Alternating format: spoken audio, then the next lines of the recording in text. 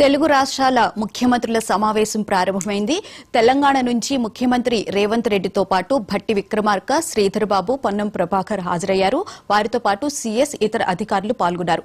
అలాగే ఏపీ నుంచి ముఖ్యమంత్రి చంద్రబాబు నాయుడుతో పాటు కందుల దుర్గేష్, సత్యప్రసాద్, అలాగే బీసీ జనార్దన్ రెడ్డి హాజరయ్యారు. వారితో పాటు సీఎస్ నీరబ్ కుమార్, అలాగే ఇతర అధికారులు కూడా పాల్గొన్నారు. ముఖ్యంగా విభజనకు సంబంధించి 10 అంశాల మీద చర్చ జరిగే అవకాశం కనిపిస్తుంది. షెడ్యూల్ 9, 10లోని విభజన అంశాలకు సంబంధించిన చర్చ దీనిలో ప్రధానంగా ఉండే అవకాశం కనిపిస్తోంది.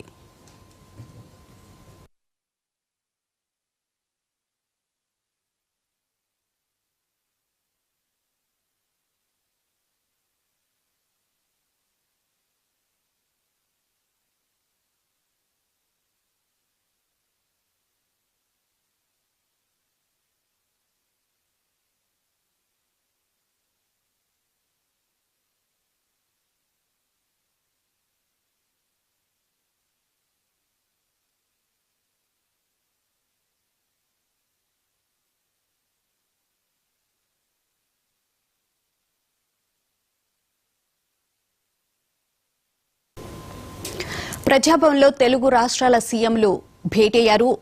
ఈ భేటీలో మంత్రి భట్టి విక్రమార్క, అలాగే పొన్నం ప్రభాకర్, శ్రీధర్ బాబు, సీఎస్ పాల్గొన్నారు. ఇక ఏపీ నుంచి చూస్తే గనక కందుల దుర్గేష్, సత్యప్రసాద్, బీసీ జనార్దన్ రెడ్డి, సీఎస్, మరో 2 అధికారులు ఈ సమావేశంలో పాల్గొన్నారు.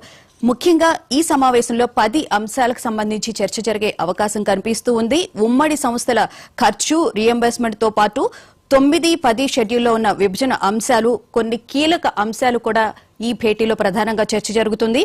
అలాగే కృష్ణా జలాల వాటాలకు సంబంధించి తేల్చాలని కూడా తెలంగాణ డిమాండ్ చేసే అవకాశం కూడా కనిపిస్తూ ఉంది. విద్యుత్ బకాయిలు 24,000 కోట్లు ఉన్నాయి, అవి మాకు సత్వరమే చెల్లించాలి అని కూడా తెలంగాణ ప్రధానంగా డిమాండ్ చేసే అవకాశం కనిపిస్తుంది. వీటితో పాటు విభజన అంశాలే కాకుండా కొన్ని కొత్త విషయాలు కూడా తెర మీదకి వచ్చే అవకాశం మనకు కనిపిస్తుంది. ఏది ఏమైనా మరి కాసేపట్లో మనకి విభజనకు సంబంధించి ఎలాంటి చర్చలు జరుపుతున్నారు, వాటిని ఎలా సాల్వ్ చేసే విధంగా ముందుకు వెళ్తున్నారు అనేది మనకి కొన్ని గంటల్లోనే తెలిసే అవకాశం అయితే కనిపిస్తుంది.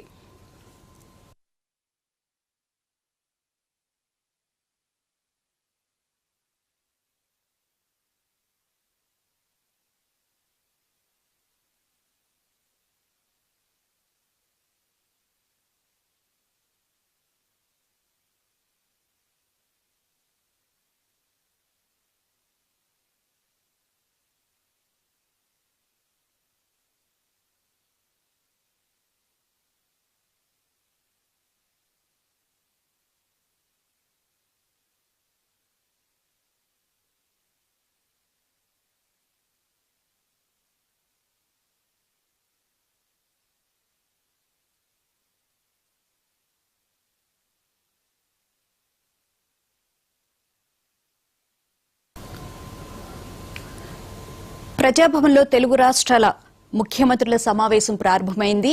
తెలంగాణ నుంచి ముఖ్యమంత్రి రేవంత్ రెడ్డితో పాటు పొన్నం ప్రభాకర్, భట్టి విక్రమార్క, అలాగే శ్రీధర్ బాబు, సీఎస్ శాంతకుమారి, ఇతర అధికారులు పాల్గొన్నారు. ఇటు ఏపీ నుంచి చూస్తే గనక ముఖ్యమంత్రి చంద్రబాబు నాయుడుతో పాటు కందుల దుర్గేష్, సత్యప్రసాద్, అలాగే బీసీ జనార్దన్ రెడ్డితో పాటు సీఎస్ నీరబ్ కుమార్ కూడా పాల్గొన్నారు. వీరితో పాటు ఇతర అధికారులు కూడా పాల్గొన్నారు. విభజనకు సంబంధించిన పలు అంశాలు ఈ భేటీలో చర్చకు వచ్చే అవకాశం కనిపిస్తోంది.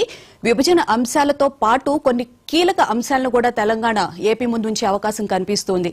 2 రాష్ట్రాల మధ్య లేబర్ సెస్ పెంపకాలకు సంబంధించి ఇరు రాష్ట్రాల ముఖ్యమంత్రుల మధ్య ప్రధానంగా చర్చ జరుగుతుంది. అలాగే 9, 10 షెడ్యూల్లో ఉన్న విభజన అంశాలు కూడా ఈ సమావేశంలో చర్చించే అవకాశం కనిపిస్తూ ఉంది. ముఖ్యంగా విద్యుత్ బకాయిలు, అలాగే కృష్ణా జలాల పంపిణీ వాటాకు సంబంధించి కూడా ఒక క్లారిటీ వచ్చే అవకాశం అయితే కనిపిస్తుంది. ఇన్ని రోజుల నుంచి వాటికి సంబంధించి ఎప్పుడు మనకి గొడవ జరుగుతూనే ఉండేది, కానీ ఈ కృష్ణా జలాలకు సంబంధించి ఈసారి మాత్రం ఒక క్లారిటీ వచ్చే అవకాశం అయితే కనిపిస్తుంది. కృష్ణా జలాల్లో మొత్తం 811 టీఎంసీల నీటి లభ్యతలో తెలంగాణ మాకు కూడా 558 టీఎంసీల నీరు కావాలి అని చెప్పి కూడా అడుగుతూ ఉంది. ఇది ప్రధానంగా చర్చకు వచ్చే అవకాశం అయితే కనిపిస్తోంది.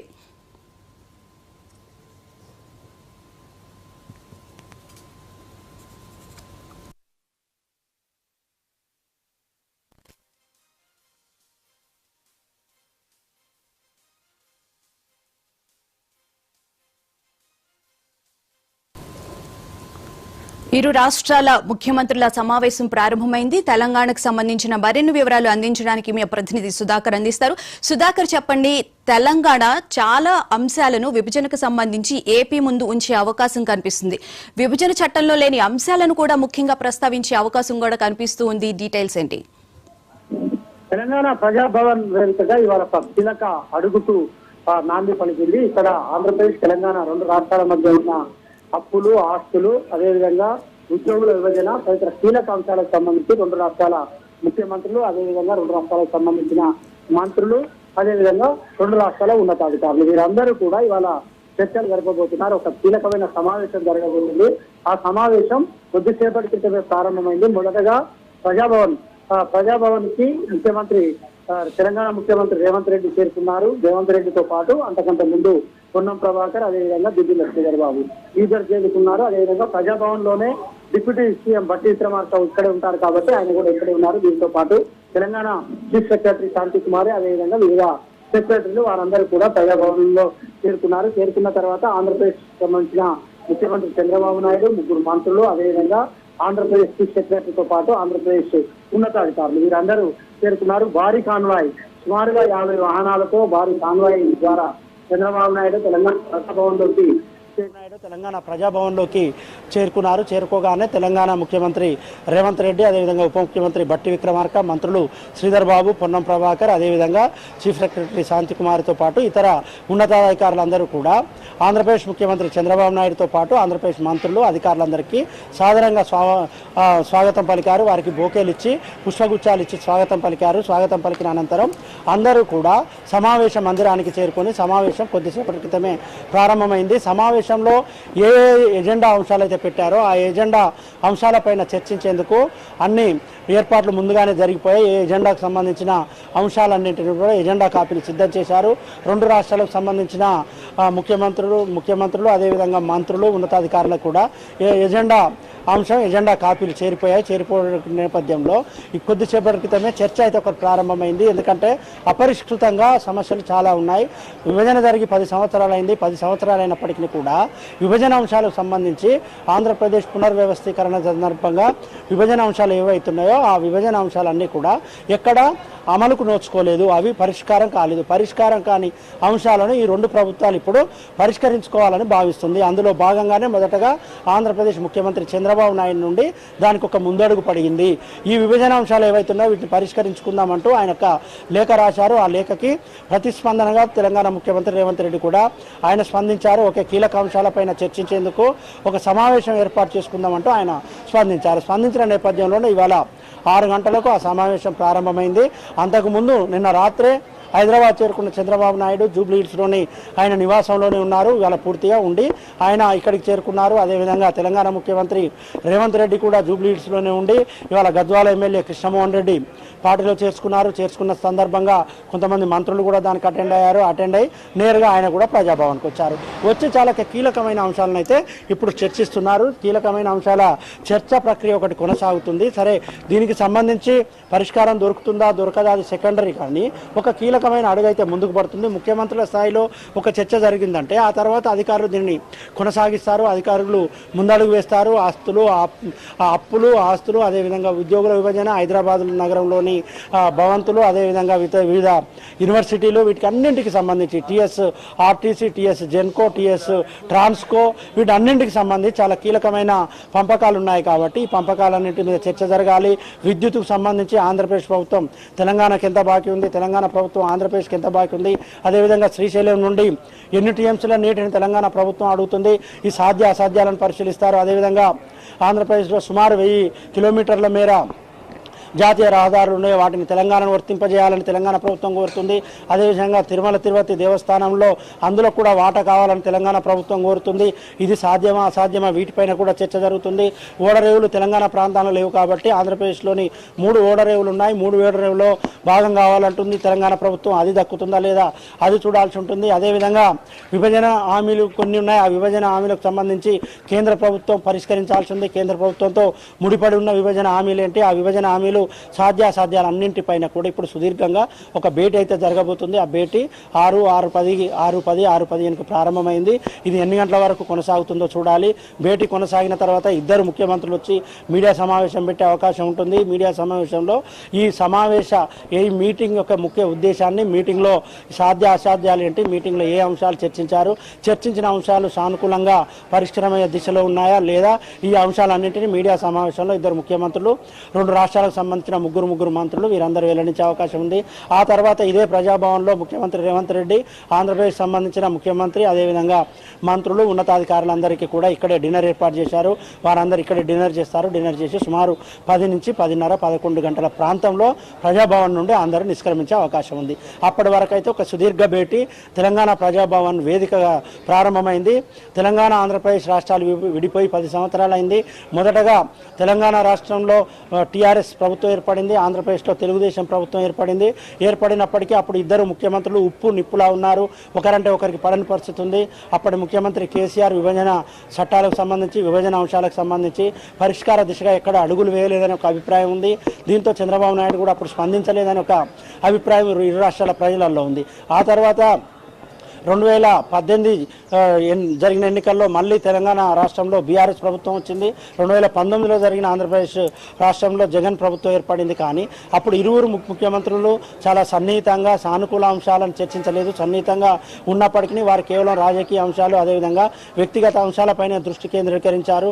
వ్యక్తిగత అంశాలపైన వారు ఎక్కువగా స్పందించారనే ఒక అభిప్రాయం ఇరు రాష్ట్రాల ప్రజలలో నెలకొంది. దీంతో ఈ కారణంగానే 2 రాష్ట్రాలకు సంబంధించి పీఠముడు ఎక్కడ వీడలేదు, పీఠముడు వీడడానికి ఎక్కడ చర్యలు చేపట్టలేదని ఒక భావన 2 రాష్ట్రాల ప్రజలలో ఉంది. కాబట్టి ఇప్పుడు అక్కడ ఆంధ్రప్రదేశ్లో కూటమి ప్రభుత్వం ఏర్పడింది చంద్రబాబు నేతృత్వంలో, ఇక్కడ తెలంగాణలో రేవంత్ రెడ్డి నేతృత్వంలో కాంగ్రెస్ ప్రభుత్వం ఏర్పడింది. కాబట్టి ఇద్దరికి రాజకీయంగా సన్నిహిత సంబంధాలు ఉన్నాయి.